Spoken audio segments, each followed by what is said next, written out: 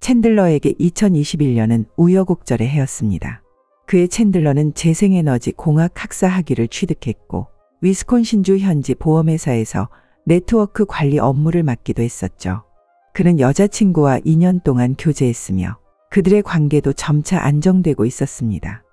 더 좋은 소식은 그해 봄 일론 머스크가 소유한 스페이스X로부터 일자리를 얻었다는 것입니다.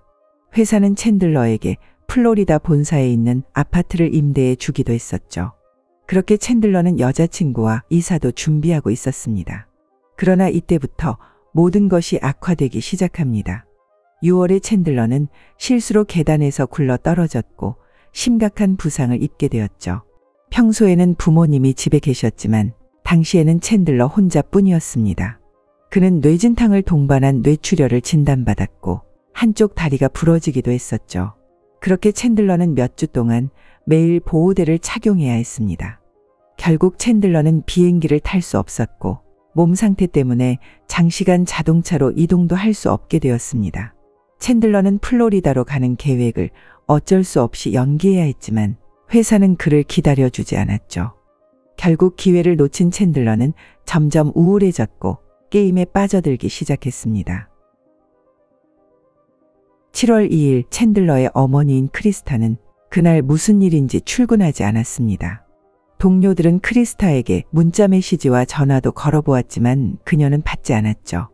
크리스타의 친한 동료는 크리스타에게 무슨 일이 생긴 게 아닐까 걱정하게 되었고 퇴근 후 그녀의 집으로 향했습니다. 문을 두드렸지만 아무도 대답하지 않았고 차고 창문을 통해 보니 바트와 크리스타의 차는 모두 주차되어 있었습니다. 이어 창문을 통해 안을 들여다보았는데 뒤집어진 커피 테이블을 제외하고 모든 것이 정상으로 보였습니다. 그때 갑자기 옆문이 열렸고 목욕 타월만 걸친 채 챈들러가 모습을 드러냈죠. 크리스타의 동료는 챈들러에게 크리스타가 출근하지 않았고 연락도 되지 않아 걱정되어 찾아온 것이라고 말했습니다. 그러자 챈들러는 머리를 극적이며 아침에 일어났을 때 부모님이 집에 없었다고 말했습니다. 이어 챈들러는 어제 부모님이 산에 갈 계획이라는 말을 들었다고 말했죠. 아마도 산속의 신호가 좋지 않아 연락이 되지 않는 것이라며 곧 돌아올 것 같으니 걱정하지 말라고 말했습니다. 이틀 후 그날은 일요일이었고 독립기념일이었습니다. 챈들러는 친구들과 함께 불꽃놀이를 보고 있었죠. 그때 챈들러의 친구는 그에게 아직 부모님과 연락이 되지 않느냐고 물었고 챈들러는 건성으로 월요일 날 돌아올 것이라고 말했습니다. 그러나 크리스타는 월요일도 출근하지 않았고 화요일 역시 출근하지 않았습니다. 수요일이 되었고 그녀의 동료들은 더 이상 가만히 앉아서 기다릴 수 없었죠. 한 직장 동료는 크리스타와 매우 가까운 사이였고 그녀가 월요일에 병원에 예약했다는 사실을 알고 있었습니다. 분명 무언가 잘못됐다고 느꼈고 크리스타의 집으로 다시 향했습니다. 크리스타의 동료는 챈들러에게 경찰에 신고해야 할 것 같다고 말했고 결국 챈들러는 경찰서로 달려가 부모님의 실종 신고를 하게 됩니다. 챈들러가 사는 동네는 치안이 좋은 곳이었고 경찰력도 충분했습니다. 부부가 실종된 사건은 그 동네에서 큰 사건이었고 경찰은 즉시 인력을 동원해 수색을 이어나갔습니다. 처음에 경찰이 부부의 집에 갔을 때 챈들러는 게임을 즐기고 있었습니다. 그는 수사에 적극적으로 협조했고 부모님이 실종되기 전날 밤 갑자기 모르는 부부가 찾아왔고 부모님과 대화를 나눴다고 알렸습니다. 부모님은 그 부부에게 산속에 있는 통나무집 하수구에 문제가 생겼다고 말했고 그 통나무집으로 함께 가기로 약속했다는 말을 들었다고 알렸습니다. 다음 날 아침 6시에 일어났을 때 이미 부모님은 집에 없었다고 말했죠. 그 통나무집은 챈들러의 할아버지가 1940년 지은 주택이며 휴대폰 신호는 잡히지 않는 곳이었습니다. 챈들러의 형제도 부모님이 실종되었다는 사실을 알게 된 후 약혼자와 함께 통나무집으로 달려왔고 경찰도 통나무집을 중심으로 수색을 시작하게 됩니다. 그런데 최근 통나무집에 아무도 다녀간 흔적이 남아있지 않았습니다. 경찰은 수사 끝에 이들 부부가 이곳에 방문하지 않은 것으로 결론 내렸습니다. 이때 챈들러는 이웃집들을 돌아다니며 부모님에 대해 아는 것이 있는지 묻고 다녔죠. 작은 마을에서 부부의 실종 사건은 큰 뉴스였기 때문에 현재 언론은 챈들러를 인터뷰하게 됩니다. 충격에 빠진 챈들러는 인터뷰를 수락했고 그는 부모님에게 마지막 문자를 받은 날이 7월 4일이라고 알렸습니다. 그 문자에서 부모님은 통나무집에 간 후 호수로 배를 타러 간다고 말했었죠. 경찰은 해당 문자 메시지가 실제로 지난 7월 4일 크리스타의 휴대폰에서 전송된 것임을 확인했지만 문자가 전송된 장소는 파악할 수 없었습니다. 부부가 실종되었다는 뉴스가 보도되자 경찰서로 전화가 걸려왔습니다. 전화를 건 사람은 농장주였고 노부인의 농장은 마을 외곽에 비교적 외딴 곳에 위치하고 있습니다. 그 노부인은 7월 4일 챈들러가 자신의 농장 주변을 돌아다니는 것을 보았다고 말했죠. 챈들러의 여자친구 부모님 농장이 그리 멀지 않은 곳에 있었기 때문에 그가 그곳 주변에 나타난 것은 특별한 일은 아니었습니다. 그러나 노부인은 챈들러가 저 멀리 차를 주차하고 걸어다니며 주위를 둘러보았다고 말했습니다. 분명 챈들러의 행동이 수상해 보였다는 것이었죠. 경찰은 챈들러를 의심하게 되었고 그를 경찰서로 소환해 부모님을 언제 마지막으로 보았는지 묻기 시작했습니다. 그렇게 대화를 이어가던 중 한 수사관이 갑자기 들어와 조사를 이어가고 있던 수사관에게 몇 마디 귓속말을 하게 됩니다. 그 말을 들은 수사관은 깜짝 놀랐고 이어 챈들러에게 사실대로 말해줄래? 라고 말했습니다. 챈들러의 얼굴은 창백해졌고 그는 변호사를 불러달라고 말했죠. 그 수사관이 귓속말로 들은 말은 노부인의 농장에서 신체 일부가 발견되었다는 말이었습니다. 경찰은 노부인의 농장에서 나뭇가지와 덩굴로 덮인 드럼통을 찾아냈고 그 드럼통 안에는 여러 가지 도구가 들어있었으며 멀지 않은 곳에서 신체 일부가 묻혀 있었습니다. 발견된 신체 일부는 법의학 감식실로 보내졌고 동시에 챈들러는 체포되었으며 경찰은 지난 며칠간 챈들러의 행적을 추적하기 시작했습니다. 챈들러가 체포되었다는 소식이 보도되었고 주민들 모두 엄청난 충격을 받았습니다. 평소 챈들러의 가족이 매우 화목해 보였기 때문이었죠. 이후 감식 결과가 나왔고 신체 일부는 챈들러의 아버지인 바트로 확인되었습니다. 바트는 최소 2차례 등에 총상을 입은 것으로 밝혀졌습니다. 7월 2일 마트에서 챈들러는 얼음과 함께 커다란 비닐 시트를 구입했습니다. 놀랍게도 신고한 노부인의 농장 쓰레기통에서 혈흔이 묻은 커다란 비닐 시트가 발견되었죠. 비닐 시트에 남아있던 혈흔은 바트의 것으로 확인되었습니다. 그리고 발견된 도구에서 바트의 DNA뿐만 아니라 크리스타의 DNA도 검출되었습니다. 그렇다면 크리스타는 어디에 있는 것일까요? 이때 나선 사람은 챈들러의 여자친구였습니다.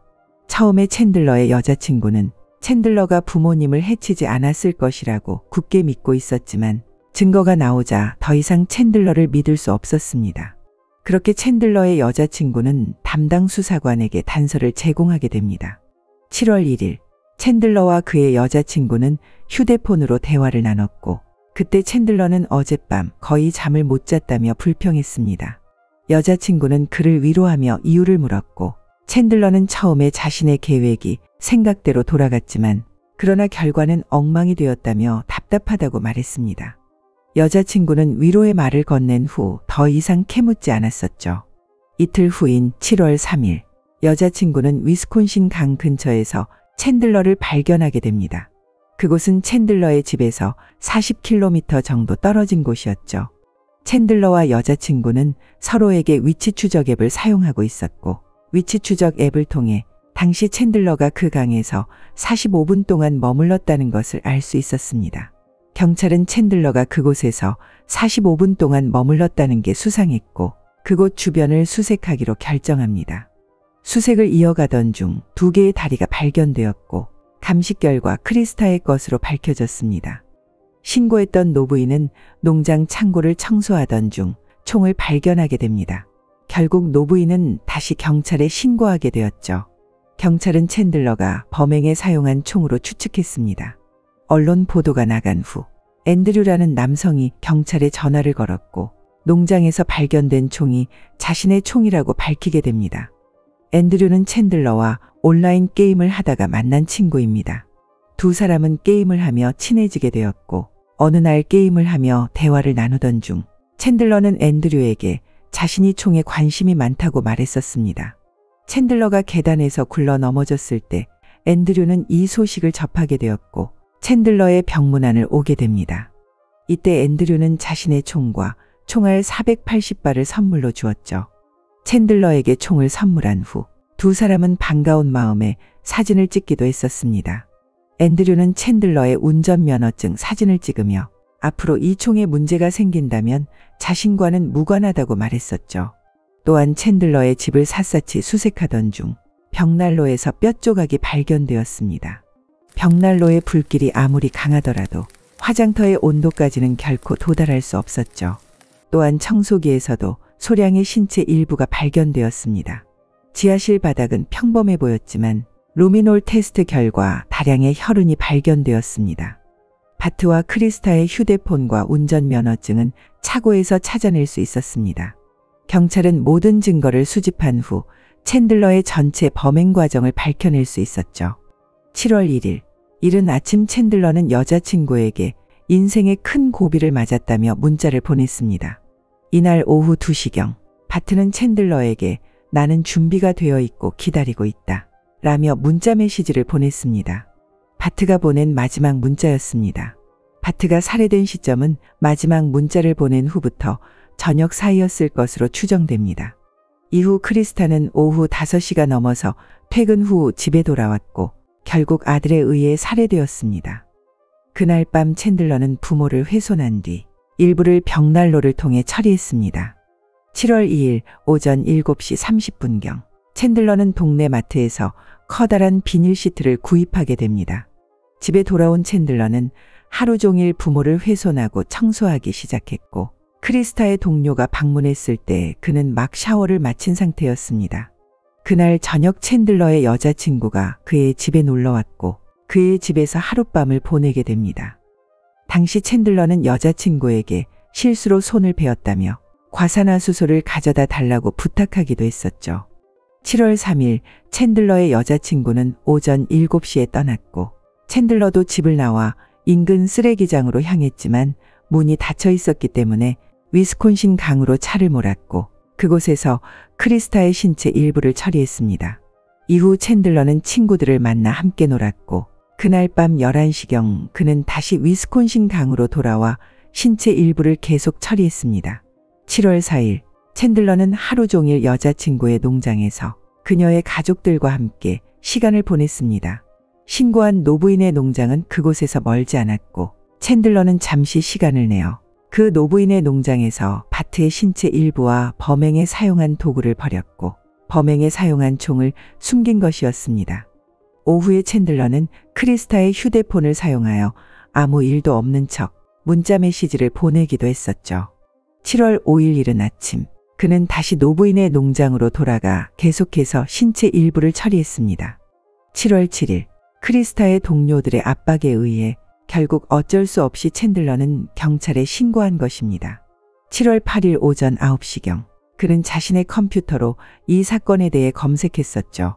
그날 오후 농장에서 바트가 발견되었고 그렇게 챈들러는 체포되었습니다. 이후 조사는 계속 진행되었고 챈들러의 비밀도 밝혀지게 됩니다. 사건 얼마 전 챈들러는 학교에 가거나 출근을 하지 않고 매일 자신의 방에서 게임만 했었기 때문에 아버지인 바트는 아들에 대해 의심하기 시작했습니다. 결국 어느 날 바트는 대학교에 전화를 걸었고 챈들러의 수업 기록을 확인해 보고 싶다고 알렸죠. 뜻밖에도 상대방은 챈들러가 이 학교에 다니지 않는다고 알렸습니다.